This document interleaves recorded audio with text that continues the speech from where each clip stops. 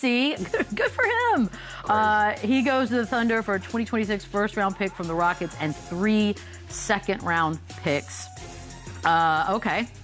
OKC gets another young guard.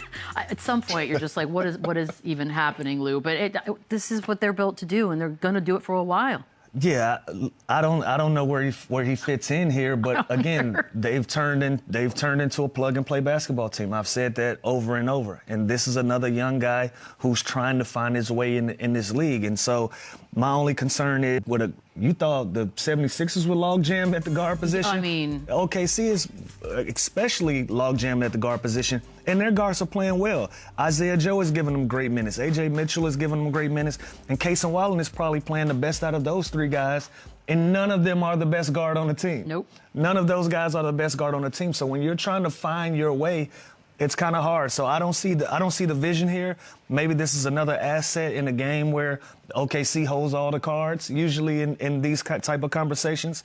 I don't know where they go, but if he can find a rhythm, if they can find somewhere to plug him in where they play a little small ball, I like this for Jared McCain being inside of an organization that's working on building a winning tradition and that's working on, their second tier of trying to be a dynasty team. So from him going to the 76ers to this group, I like it. I don't know where he fits in, but I like him being there. I actually like this move. Okay. I love the way Sam Presti operates. This is a kind of small but subtle move, but at the same time, very impactful. Obviously, Shai's being out right now with his injury. We don't necessarily know that timeline, but I think, with this move being made, they now have, the luxury of giving him as much time as he needs to get 100% healthy for this playoff run. Same thing goes for J-Dub. So this move actually makes sense. You got a young guard that you can plug in the place of those guys that are missing. On top of that, OKC is great with developing young talent. So this kid, we have a chance to see him go to another level or two. Where does he play, though? Shai's out. That's it. But you got Shai's out for 10 days. Maybe. They might extend it. Until also, but if so, you still got Isaiah Joe, you got Wiggins, you got Wallace, you got Caruso that's coming back. You got Lou Dort that's coming back. It's a good problem to have. No, it's a great problem to have, but I'm saying from a Jared McCain standpoint, where does he fit in? Especially if the excuse was for Philly to move him based on them being log jammed at the guard position. This is a worse scenario because all of these guys are established already. Yeah, but the ring will fit no matter where. The ring will fit. The ring will fit no matter what. That's why I said for him to be in that environment, to have an opportunity to compete for a championship, I love that for him. But where does he fit in as far as playing time goes on such a guard-driven team as it is already? Listen, they got 5 guards that play 20-plus minutes already. I agree. So if they're going all in small ball, I think he fits in perfect. But if it comes down to him trying to beat somebody out for some minutes, not going to happen. This may be a move for the future. That's true. It could be I kind of saw it, and the first person that came to mind for me was like a Lou Dort, possibly, being. Yeah, you did say that right away. Yeah, so I can kind of see the vision, but at the same time, with the history of Sam Presti, I basically trust any move he makes. I was going to say, there was about an hour period yesterday where the Bulls had 5 guards, and we were like, what are y'all doing? Funny how when Sam Presti does it, we're like, no, there's a vision here, guys. The benefit of the doubt. Yeah, you trust it. You trust his vision. You've seen it. Yep. You've seen it work. That's what happens when you figure stuff out. Well, we got Chris Paul news yesterday, guys. In case you had forgotten, he still technically is a part of the NBA and was traded to Toronto. But reportedly, they're like, nah, you don't need to show up. And they could still move him because the deadline, as we said, is a few hours away. Shams, shout out, said it's not certain if Chris Paul will ever play in this league again. Lou, even for the people who are not Chris Paul fans, this ending is insanely depressing. It's disappointing. Yeah. It's disappointing. I can't help but feel a way for Chris Paul. Right. This is a Hall of Famer. This is somebody who's been legendary in our game. A lot of guards they've based their games off of him and the things that he's been able to accomplish. And when you're on your way out of the door, you want to be celebrated. You don't want to be kicked while you're already down. And so right now, I just hate the way that this looks. If in a perfect world, I hope a OKC or Spurs, one of those teams where he has good relationships, where he has good rapport. He's been a mentor to Shai.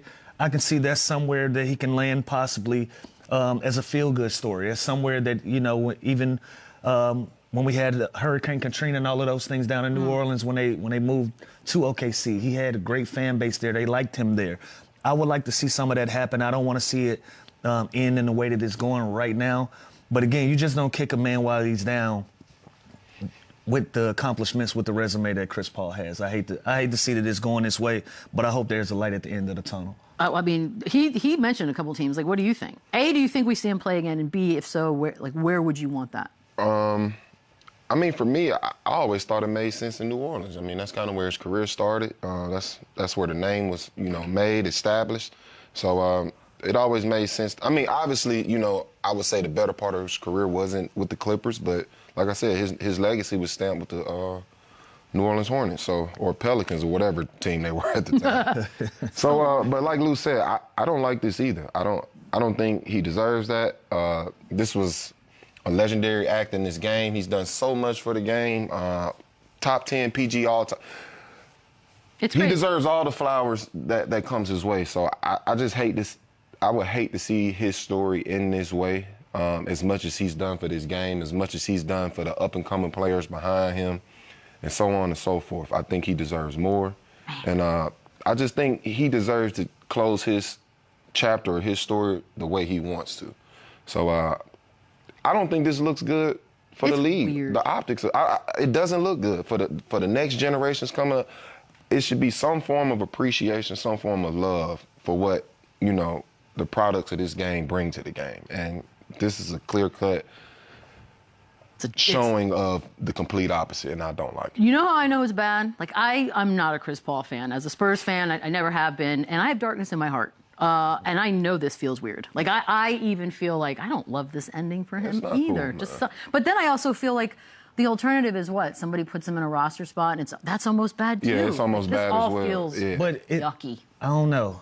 It feels like a charity thing. No, it really sucks. It really sucks. But again, if I'm OKC and I don't necessarily have an appetite to play a Chris Paul, I bring him in for the morale, for the fact that what he's done. We just talked about him deserving his flowers and the places that he's been impactful. He's been impactful there. So I would like to see that happen. I don't know. Obviously, I don't know if that comes with playing time. We just tried to make a case for Jared McCain. I didn't even see it for him. But if he's at peace with not playing and being able to go to somewhere where he can be appreciated and celebrated still, I think that's the place to do it. This will be an interesting. We'll see how this all sort of pans out. Another trade. Coby White got himself a new home as well. The Boogie Hornets. Like, they're making some moves. Mike Conley Jr. as well. 3-team trade that sent Colin Sexton, Ousmane Dieng, and 3 second-round picks to the Bulls. And Mason Plumlee to the Thunder, but then he was waived. Love Coby White, Lou. What does this do for the Hornets? Gives them another good guard. Another dynamic guard that can play with speed, that knows how to score the basketball, can also run a team. So I love this. I love this move for the Hornets. You know, continue to build, continue to put young pieces together. And like I said, I just want to see them play as a collective. So as many pieces as you go get, as many individual talents as you go get, I like to see Charlotte start to become a whole, start to become a collective, and you build off of it. So going to get Coby White and Mike Conley, we talked about them needing some veteran leadership. That's the part of this side. Yeah, we talked about them needing a veteran in the locker room. Who better than Mike Conley? The veteran. That is the veteran. Somebody that's going to go in there that these guys are going to respect. They're going to pay attention when he talks, and he's going to lead by example in your locker room. So I love this move for Charlotte. Boogie, your team's doing real stuff. I like it, man. And you know, it's Coby White. I'm excited.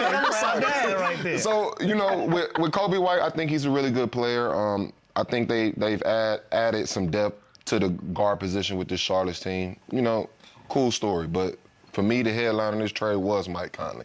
Bringing in that veteran leadership. I can't wait to see the impact that he can have on a guy like LaMelo Ball and the rest of the young group, but especially LaMelo Ball. I love this move. I think Mike Conley is the perfect, you know, role model and vet for this group. And I can't wait to see where this team goes after this month. Charlotte. So I'm more excited about Mike Conley than anything. I'm excited to see where this is headed.